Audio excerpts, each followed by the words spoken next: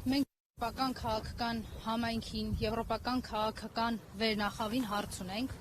Դուք արդյոք տեսնում եք ինչ է կատարվում Հայաստանում։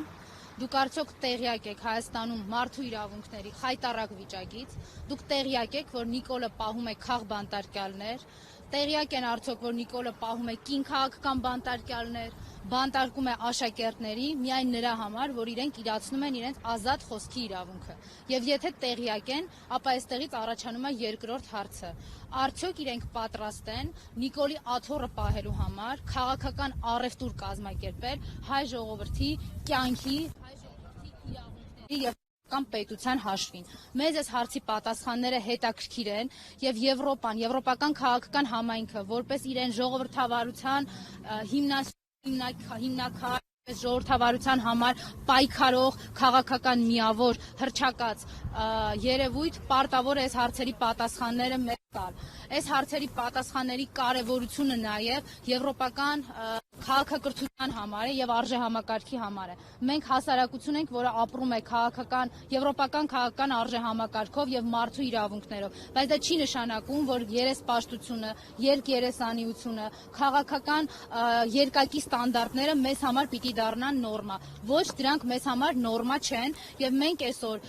քաղաքական համայնքին պիտի ցույց տանք եվրոպական, որ Հայաստանի Հանրապետությունը ոստիկանապետություն է, որտեղ միայն Նիկոլը կարող առաջարկում է մեկ ճանապարհ ուղիղ ձեր տեղերը։ Եվ Տիկին Մկրտչյան, այսօր քայլեր թե նախատեսված կարծեք մինչև մարզահամերգային համարը ճիշտ է։ Մենք մի քանի օր առաջ էլ Եվրոպական միության դեսպանատան մոտից սկսել էինք մեր ակցիաները իրազեկման, հիմա դրա շարունակությունն է։ Մենք ձեռքերս ծալած չենք նստելու եւ չենք համակերպվելու այս քաղաքական առևտրին, չենք համակերպվելու մեր իրավունքները զիջելուն եւ իհարկե չենք համակերպվելու մեր պետության հաշվին ինչ որ այլ պետություններին լավություն անելու։ Ընդ որում գիտեք, ես նույնիսկ չեմ հասկանում այն մտայնությունները ասեմ, թե ձևակերպումները ասեմ, որոնք հնչում են, թե տեսեք ինչքան մարդ է եկել Հայաստանի Հանրապետություն։ Նախ մեր պետությունում նախորդող 30 տարիների ընթացքում միջազգային կազմակերպությունների եւ միջազգային բարձր մակարդակի միջոցառումները շատ են եղել։ Գերտերությունների նախագահների այցերից սկսած մինչև շատ այլ միջազգային կառույցների ղեկավարների այցեր։ Եվ գիտեք ինչ, մեր պետությունը եւ հայրենիքը ծախել ու ուրախանալ, որ մի քանի տասնյակ եվրոպական երկրի ղեկավար ա եկել Հայաստանից, թվում է դա ուղղակի պատեհ եւ պատշաճել չի մեզ համար։ Այդ տրամաբանությամբ կարող ենք ասել, դե նա Նիկոլը հեսա Սյունիքն էլ կտա, կարող է Տրամպն է գա ամերիկացիների հետ, կարող է Տավուշը ամբողջությամբ տա Տրամպին միանա նաեւ Պուտինը ռուսական պատվիրակության հետ, իսկ կարող է Երևանի կենտրոն բերի Թուրքին ու Ադրբեջանցուն, մայրցամաք Ավստրալիայից եւ Աֆրիկայից էլ մարդիկ գան։ Սրա մասին ենք մենք։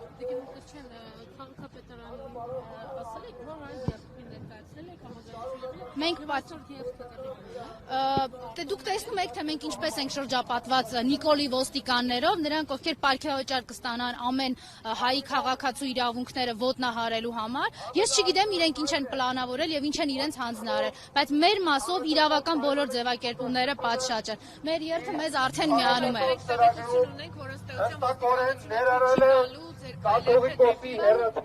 Նիկոլի բռնապետությունը հենց այս տեսքը ունի։ Երեսպաշտությունը Նիկոլի այս տեսքը ունի։ Մենք բոլորս հանգիստ վերընկնենք մեր տեղը եւ որևէ մեկը եվրոպական քաղաքական վերնախավից, լրագրողներից պիտի չիմանա, թե ինչ է կատարվում, պիտի չիմանա, որ ընդամենը մի քանի 100 մետր հեռավորության վրա կան քաղաքական բանտարկյալներ, մարդիկ, ովքեր նստել են, որովհետև Facebook-ում քաղաքացիական այլ անհնազանդության ձևերով արտահայտվել են, խոսքի ազատություն են իրացրել, այն ինչ որ իբր Եվրոպայի եւ եվրոպացիների համար գերագույն արժեք է։ Մենք խնդրում ենք, որ այդ արժեքների պահպանության եւ այդ արժեքների իրացման ու ապահովման համար ու մասին լինեն իրենք եւ ոչ թե Նիկոլի ֆեյք սրտիկներով կործանեն մեր իրավունքներն ու ազատությունները։